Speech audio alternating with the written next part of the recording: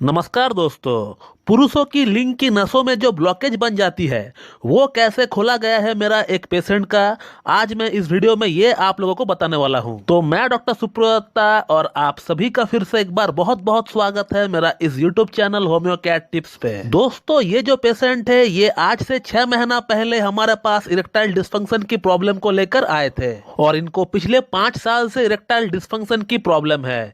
इनको लिंग में तनाव बिल्कुल भी नहीं आता है और इस पेशेंट का उम्र है 34 इयर्स और ये पेशेंट आज भी सिंगल है। इन्होंने अभी तक शादी नहीं किया है अपना इस प्रॉब्लम के लिए। और ये पेशेंट हमारे पास आने से पहले ढेरों डॉक्टरों के पास से होकर आए हैं। Online consultation, offline consultation, allopathic treatment, Ayurvedic, homeopathic सब कुछ ट्राई हो चुका है, मगर इनका जो प्रॉब्लम था वो वैसा का वैसा ही रहा। और फिर एट लास्ट जब इनको कहीं से भी कुछ फायदा नहीं मिला तो फिर इन्होंने जो है अपना बॉडी का फुल चेकअप कराना सही समझा और इनका रिपोर्ट में इनका कोलेस्ट्रॉल बढ़ा हुआ था, थोड़ा सा ट्राइग्लिसराइड बढ़ा हुआ था और इसी के साथ इन्होंने अपना लिंग की कलर डॉपलर का रिपोर्ट भी निकाला है जिसमें इनका लिंग की डॉर्सल नर्व में ब्लॉकेज पाई गई है and the blockage was more than 60%। 60% से ज्यादा की ब्लॉकेज निकल कर आई थी रिपोर्ट में। और हम लोगों ने इस केस को देखकर, इस रिपोर्ट को देखकर इनका केस को ना लेना सही समझा, क्योंकि हम लोग होम्योपैथी में हार्ट की ब्लॉकेज को बड़ी आसानी से खोल सकते हैं, लेकिन लिंग की नसों की जो ब्लॉकेज होती है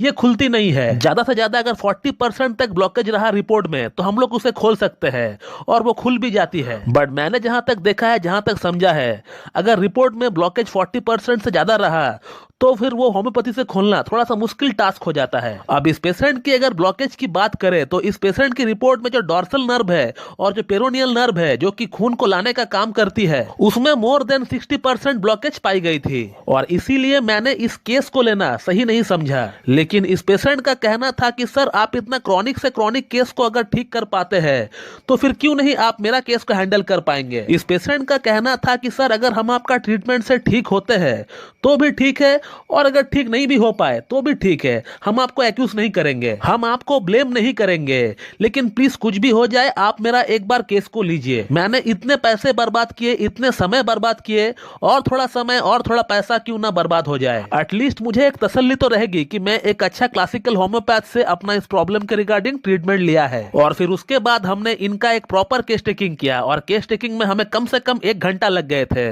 और फिर उसके बाद हमने इनका एंटी मायोस्मेटिक ट्रीटमेंट के साथ साथ इनको कॉन्स्टिट्यूशनल ट्रीटमेंट भी इनका स्टार्ट किए। एंटी मायोस्मेटिक दवा के तौर पर हमने इनको सल्फर देना सही समझा, सल्फर को 1 ml में देना सही समझा। और फिर इनका जो कॉन्स्टिट्यूशनल ड्रग निकला वो था बराइटा कार्ब और फिर बराइटा कार्ब को हम लोगों ने एलएम पोटेंसी 0/1 से स्टार्ट किए थे। और पहले 2 महीना में इस पेशेंट को हमारा ट्रीटमेंट से कोई खास फर्क नहीं पड़ा था एंड आफ्टर 2 मंथ्स मैंने इनको सल्फर 10 ml का एक सिंगल डोज दिया और फिर उसके बाद बराइटा कार्ब को हम लोगों ने जंपिंग पोटेंसी में देना स्टार्ट किए, यानी 5-5 का गैप देकर हम लोग बराइटा कार्ब को इनको देते रहे। लाइक बराइटा कार्ब 0/5, 0/10, 0/15, 0/20 ऐसे हम लोग बराइटा कार्ब को इनको देते रहे।